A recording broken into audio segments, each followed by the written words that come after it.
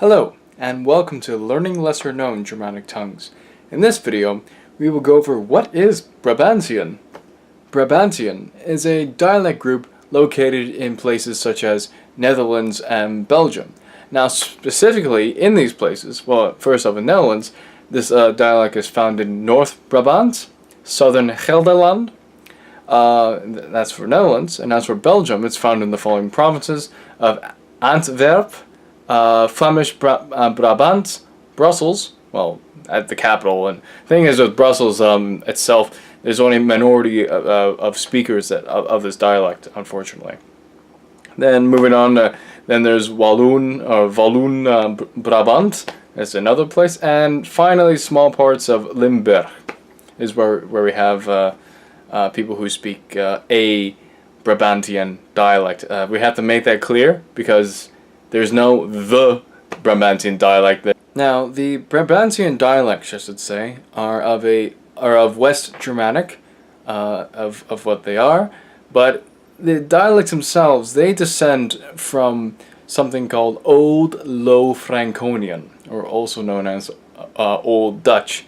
And Old Dutch or Old Low Franconian comes from the Franks that were in Belgium and Netherlands around the 5th century, and since going further back, their language was Frankish, and Frankish later on, as history went, branched off into Old Low Franken, Old Low Franken because it was in the north, Old French, a lot of loan words and whatnot.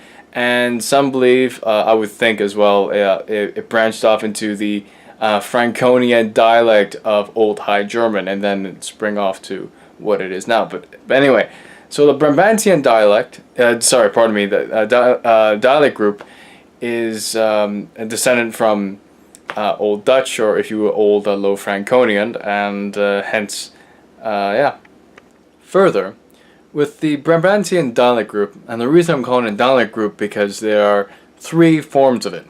You have West Brabantian, East Brabantian, and finally South Brabantian.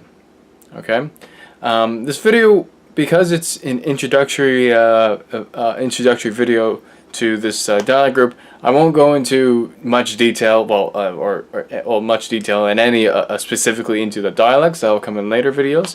If that comes around, so the thing is with this dialect group, what is significant about this dialect group is that in comparison to standard Dutch is that Brabantian uses the accusative case in its usage, and the accusative, how to explain this, because thing is, in the time of Old Dutch or Old Low Franconian, or the time of like Old English and Old High German and whatnot, you had this grammatical thing called the case system, and like there are different ways to express a noun, like there was a designated form of a noun of what it means in a sentence, whether it's the indirect object or the direct object. It had a different form, and it's special, and that form, it has a name for it. Hence, the accusative case, nominative case, dative, genitive, etc. I mean, anyway, the thing is, as time went, you start to lose the case system. It's only with as far as Germanic languages are concerned. The only languages that have it now are, I think, popular Germanic languages would be German and Icelandic as far as major languages go. But it's interesting to see how Brabantian still has the accusative case when in other places it doesn't exist. It's just the nominative. So that's the significant thing about Brabantian, because it goes to show that some of these old words or old grammar cases and whatnot are still with us today. And another interesting thing about Brabantian is that it has some of its words are very they look very archaic like, and in a future video I'll go into some of these words and how they are a remnant of the past, if you will. But hang on here. Why is it called Brabantian in the first place? Well, the origins of its name, of the name of this dialect group, is actually pretty interesting, I have to say. It comes from a mythical Roman hero called Silvius Brabant, and I guess the Germanic equivalent to Brabo would be Brabant. And basically, what happened was you would have this giant, and this giant is called I think Druon Antigon. I'm not too sure how that's pronounced. Please correct me. So basically, this giant was guarding a river, a river called Scheldt, the DT. No, I'm not sure how to pronounce it. Anyway, you guys are probably telling me down below. Anyway, so you have this this monster, this giant, who's guarding this bridge, and basically, well, I shouldn't say guard. Basically, what happens is that if, let's say, you wanted to cross this bridge and over this river, you would have to give money to this this giant, and if you didn't, well, he would cut off your hand and then kill you. I think, yeah, or well, no, not only that, he would cut your hand off and throw it into the river. And our hero, our Roman mythical hero, well, a Roman soldier to be specific, I guess he found out about this, and he cut off the giant's hand and then threw his hand threw the giant's hand into the river, and I guess killed him as well. I mean, so that's the origin of that. So that's why Brabantian is called that. But further, it's also the origin of the name of Antwerp, and Antwerp. You know, let's go back like 1,000 years. Be hand of werp, because we got ant, which is well, it's actually supposed to be hand if you go back 1,000 years.